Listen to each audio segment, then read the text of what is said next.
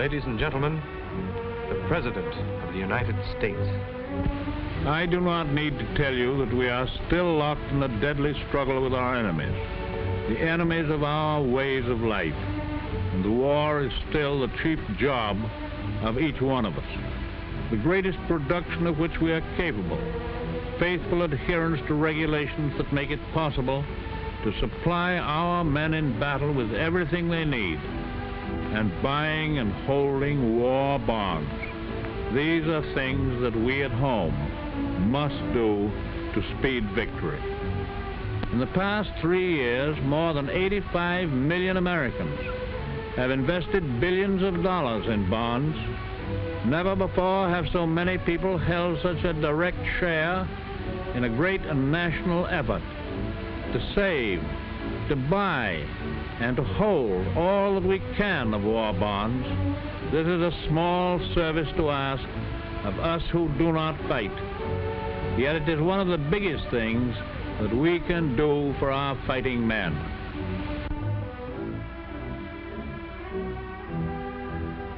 It is one of the biggest things that we can do for our fighting men.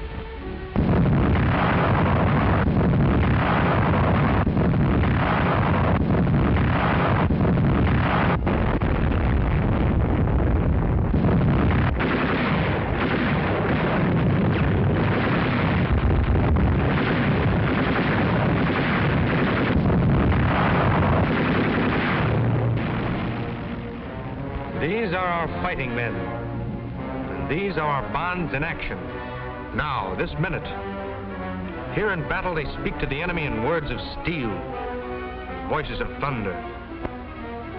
Here right now, you, John, are speaking. And you, Mary. And you, Mike.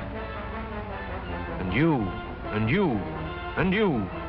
You're speaking because your name is on a piece of paper, a war bond. And the enemy listens to you and dies when America speaks.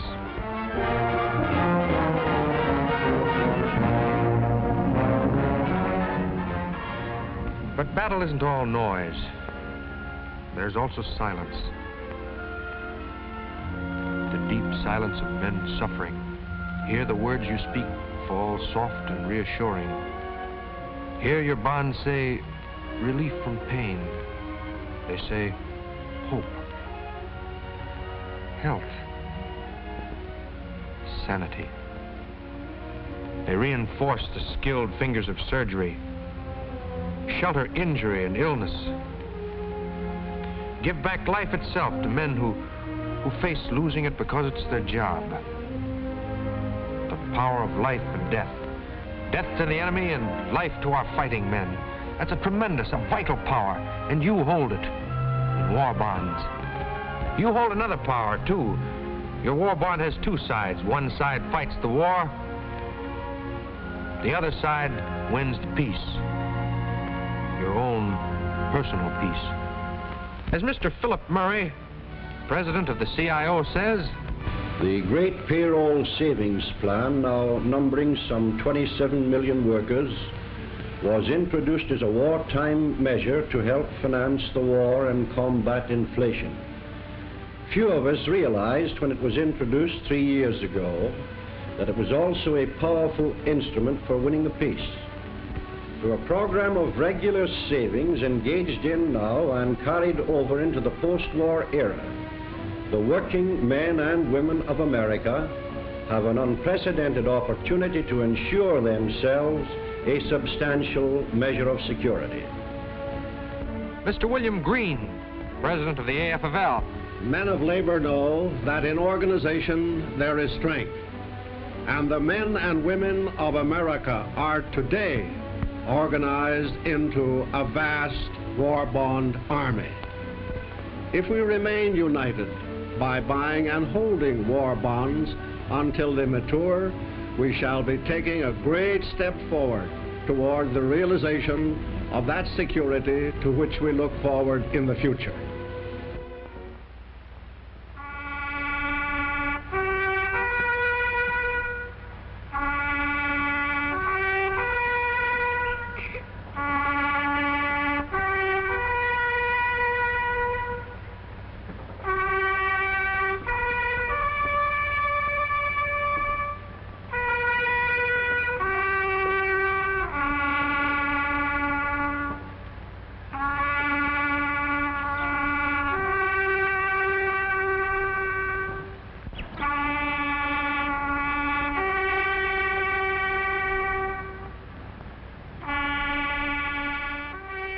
These, too, are our fighting men.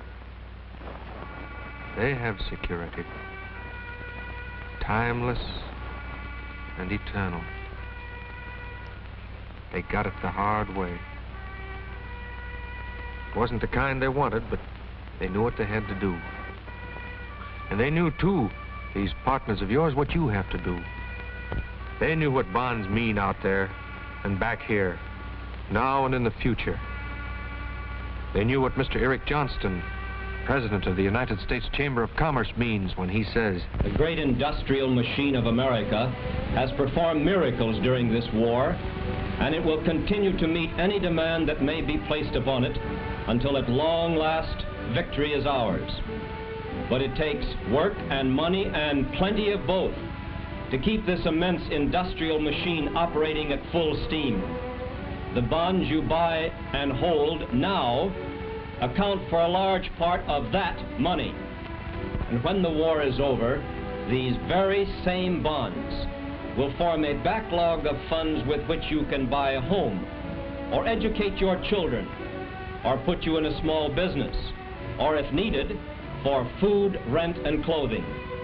The bonds that you buy today and hold in the future give you a vital stake in our America that is, and in our America that is to be."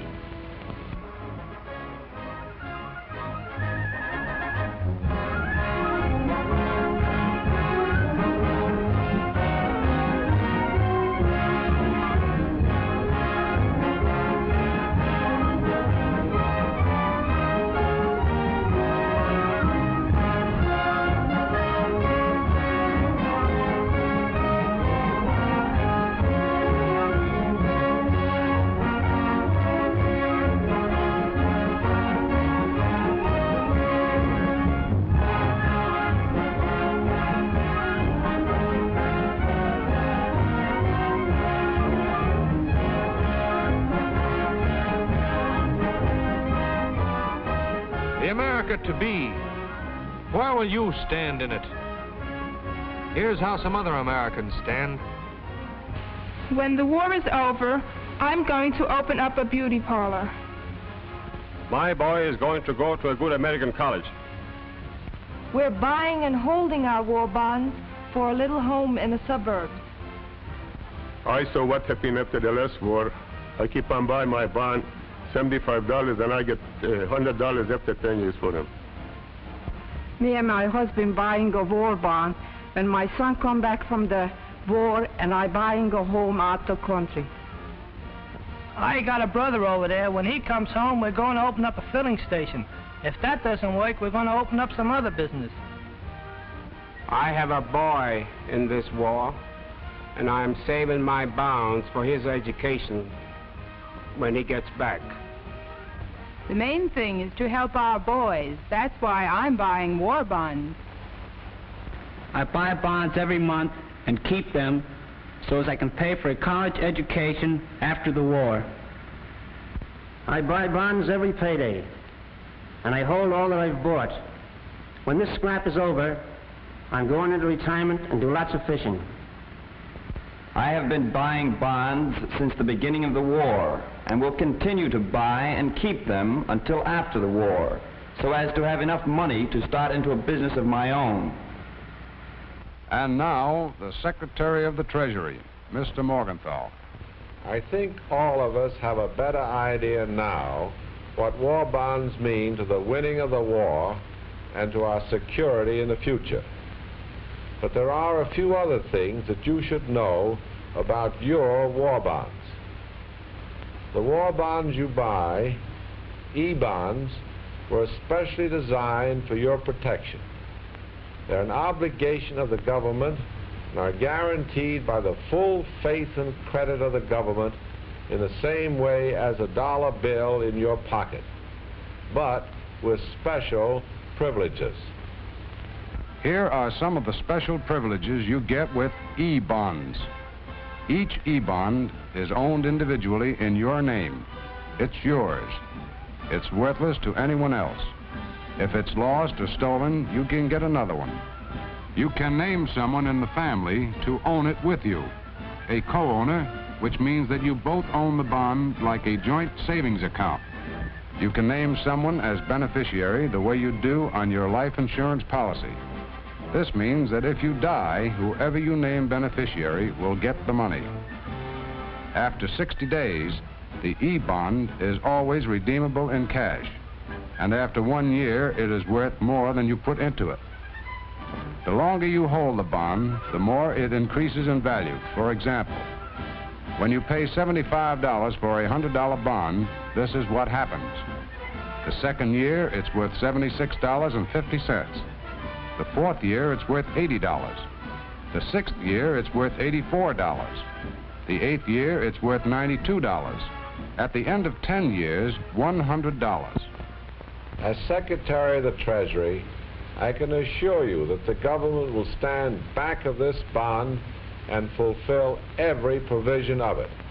It'll be paid precisely and exactly according to terms under which it was issued. You have only to hold on to your bonds to receive the maximum return, for they are designed to favor those who hold them the longest. Keep buying them regularly and hold them to maturity. That's the story. Put every dollar you have into the green uniform of the E-bond. And for the nation's future, and for your own, hold them. They work for the war, and they work for you. I know what I'm talking about. I used to work in a war plant myself 2 years ago. Since then... But I'm still buying bonds. And so are my buddies, millions of them. We're buying them and we're holding them. Just like we held Henderson Field at Guadalcanal. You remember? But we're going right on.